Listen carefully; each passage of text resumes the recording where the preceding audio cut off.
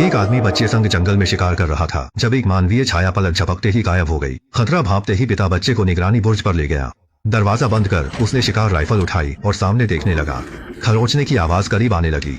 आदमी के माथे पर ठंडा पसीना आया, पर उसने पीछे से उठती गर्म भाप पर ध्यान नहीं दिया। फिर कुछ दहाड़े सुनाई दी और भागते कदमों की आवाज दूर हो गई। पिता ने एक लंबी सांस ली क्योंकि राक्षस जा चुका था। निगरानी बुर्ज से कुछ दूरी पर एक खाए हुए जंगली हिरण का शव पड़ा हुआ था। उसने दूरबीन से फिर देखा और भयावह आकृति दोबारा नजर आई। बेटे ने देखा, पिता की सांसें तेज हो गईं और पूछा, वो क्या है? पिता ने शांत दिखते हुए कहा, बस एक भालू है। पर घर लौटकर बेटे ने वॉकी टॉकी पर पिता को मदद के लिए पुकारते सुना। पिता ने कहा, उसे भेड़िया आदमी के निशान मिले हैं। अगर उसे रोका नहीं तो आसपास के बच्चों को खतरा होगा। असल में इस विशाल जंगल में जानवरों में पहाड़ी बुखार वायरस फैल रहा था। गलती से संक्रमित होने पर इंसान खूनी और क्रूर मानव रूप जानवर बन जाता है, जिसे स्थानीय लोग भेड़िया चेहरे वाले लोग कहते थे। 30 साल बीत गए। वह लड़का अपना घर छोड़कर एक बड़े शहर में बस गया और करियर बनाया। ब्लैक की एक प्यारी बेटी है और पिता बेटी का रिश्ता बहुत मधुर है। मुझे अपनी बेटी से प्यार है। वाह, मैं भी यही सोच रहा था। हर बार कैसे करती हो। और उसकी पत्नी शाली एक तेज तर्रार पत्रकार थी। तीनों का जीवन शांत था जब तक ब्लैक को अपने पिता की मृत्यु सूचना नहीं मिली, जो जंगल में लापता थे। पुलिस की खोज असफल रही, इसलिए उन्होंने मृत्यु सूचना जारी की। ये बुरी खबर सुनते ही ब्लैक अपराधी और दुखी हो गया, क्योंकि उसके पिता उससे बहुत सख्त थे। वह 18 साल की उम्र में ही जंगल स्थित अपना पुराना घर छोड़कर चला गया था। पिता पुत्र फिर कभी नहीं मिले। ब्लैक ने पत्नी के काम से लौटने पर परिवार को जंगल में पुराने घर ले जाने का विचार बताया, ताकि पिता की विरासत संभाली जा सके और छुट्टी भी मनाई जा सके। व्यस्त काम के कारण शैरली पहले मना करना चाहती थी, पर खराब रिश्ते सुधारने के लिए मान गई। तो ऐसे ही 3 सदस्यों का परिवार कैंपर वैन में जंगल की ओर निकल पड़ा। गंतव्य के करीब ब्लैक को आगे की सड़क अवरुद्ध मिली। उसे लगा कि वह रास्ता भूल गया है, और यहाँ मोबाइल सिग्नल नहीं थे, तो कागज का नक्शा ही एकमात्र उपाय था। तभी उसकी छोटी बेटी ने मुड़कर इशारा किया कि वहाँ कोई है। उसके हाथ में लंबी बंदूक देखकर शैरली को बेचैनी हुई। ब्लैक ने जल्दी से खुद को पहचाना। तब उसे पता चला कि वह आदमी उसका पड़ोसी बचपन का दोस्त है। चूंकि वे वर्षों से नहीं मिले थे, तुरंत पहचान न सके।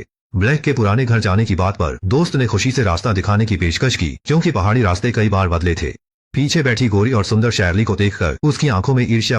इन सालों में पहाड़ी समुदाय की आबादी घट रही थी। तांत्रिक महिला तो क्या, जिंदा लोग भी कम दिखते थे। ब्लैक दोस्त की बात समझ ही रहा था कि अचानक सड़क पर एक आकृति दिखी।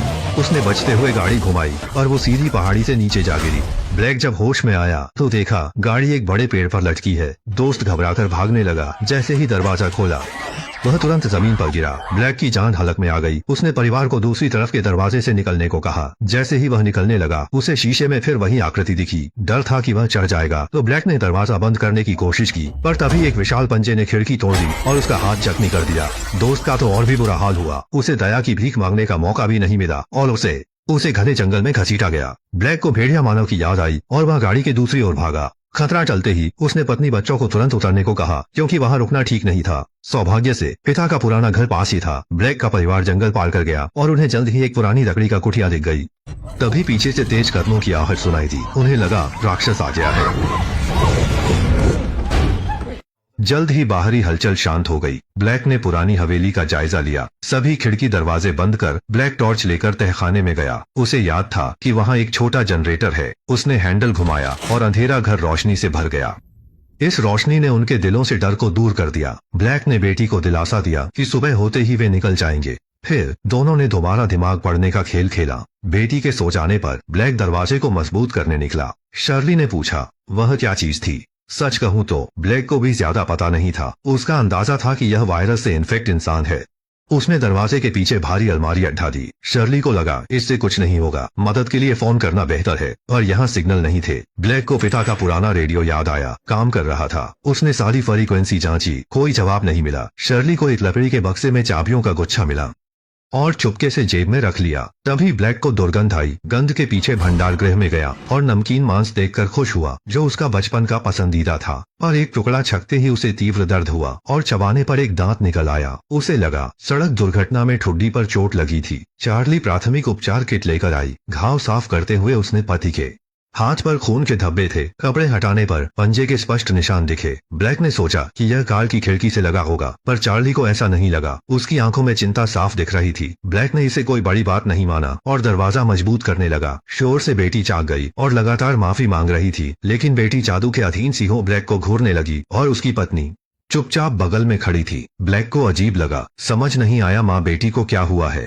आधी रात के बाद उसे हथेली और पेट में तीव्र मरोड़ महसूस हुई। तभी ब्लैक ने ऊपर अजीब आवाज सुनी। क्या वो भेड़िया आदमी छत से घुस आया? वह आवाज की ओर चुपके से ऊपर बढ़ा।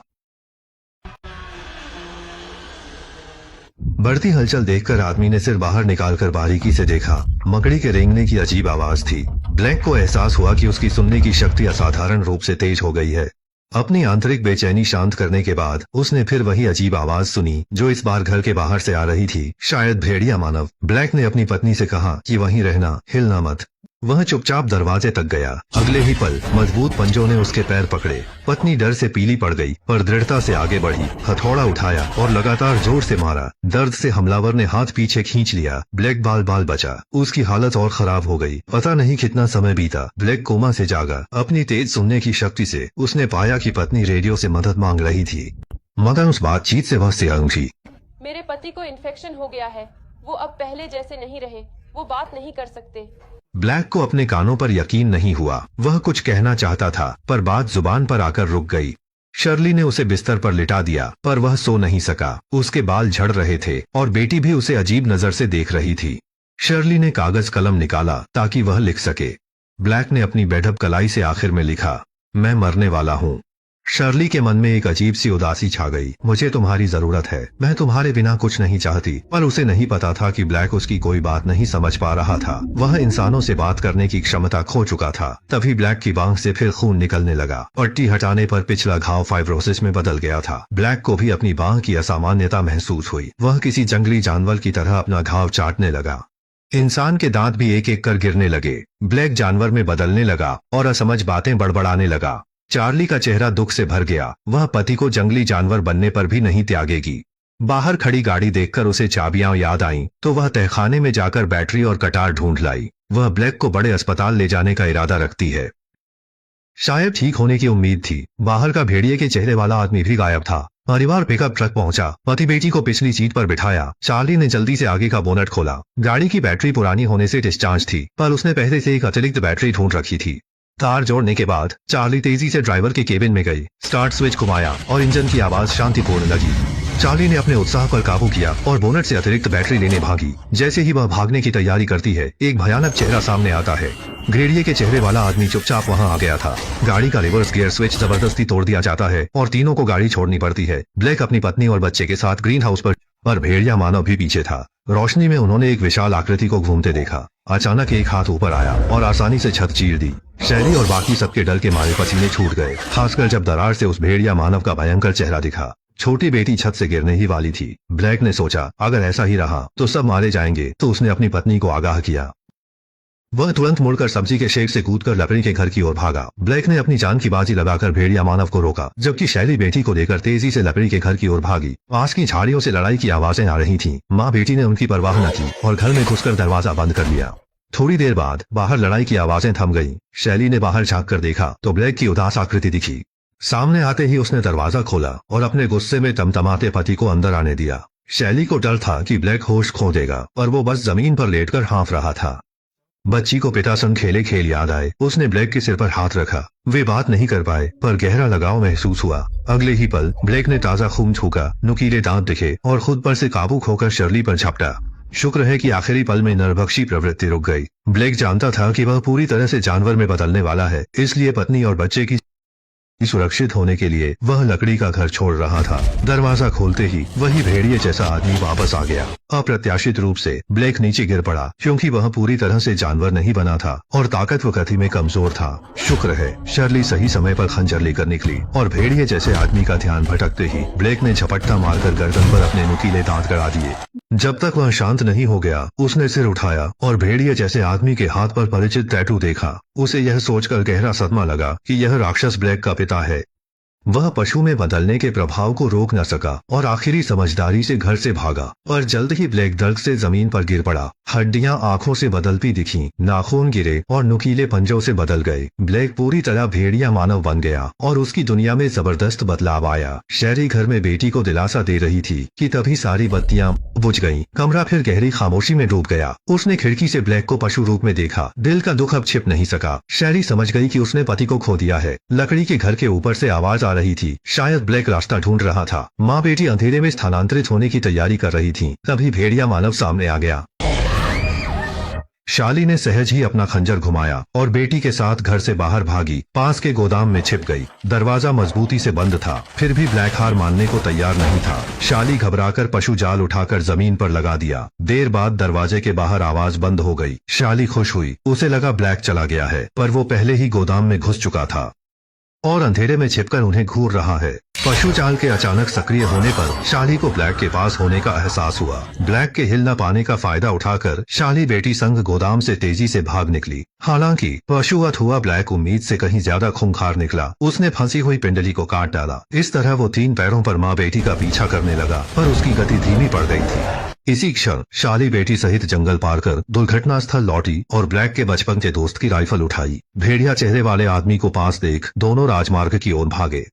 उस चौकी के पास शार्ली को एक विचार आया। वह बेटी संग अंदर चढ़ गई। जानती थी भेड़िया मानव पीछा करेगा और यह उसे मारने की बेहतरीन जगह थी। जल्द ही जानवर बन चुका ब्लैक चुपचाप ऊपर आ गया, पर अहम क्षण में शार्ली चिचकी और ब्लैक ने हमला करना भूल गया। छोटी बच्ची ने उसके मन की बात जान ली। उसने कहा कि उसके पिता यह सब समाप्त करना चाहते हैं। अगले ही क्षण शार्ली ने गोली चला दी। ब्लैक को दम तोड़ते हुए देखकर माँ बेटी पास में रोने लगी, क्योंकि वह लगातार कुछ बुदबुदा रहा था, लेकिन वे एक शब्द भी नहीं समझ पाए। बस यही था। ये वुल्फमैन का पूरा सारांश है। पूरी फिल्म में सबसे अच्छी तो माँ ही थी। पति की मौत की खबर पर वह रोते बिलखते हुए बोली कि उनके बिना कुछ नहीं कर सकती, पर बाद में उसने गाड़ी ठीक की, वार किया, जाल भी बिछाया और बेटी के लिए गोली चलाई। सच में औरतों की कुछ बातें पुरुषों को बहकाने की सामान्य तरकीब होती हैं। आज के लिए बस इतना ही। अगर आपके विचार अलग हों तो कमेंट में जरूर बताइए। हम अगली बार मिलेंगे।